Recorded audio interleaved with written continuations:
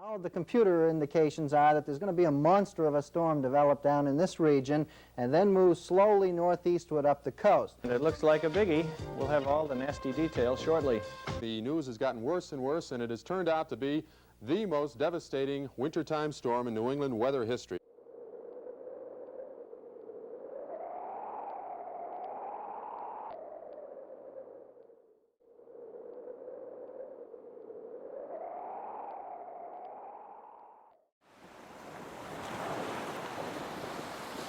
But it was just such a monumental event. That definitely remains the storm of record for this area of the Lower Cape. As I looked out along Coast Guard Spit, all of these houses, there were 6 or 7 houses that were out there, including Conrad Murray's famous Butterfly House.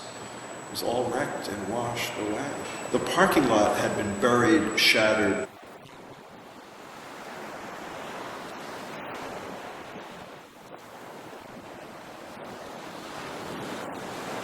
I was up in the cupola of the Coast Guard station and watched as the outermost house lifted off its foundation and floated south and then appeared to go out the inlet. And you go, wait a minute, that was in a dune, you know?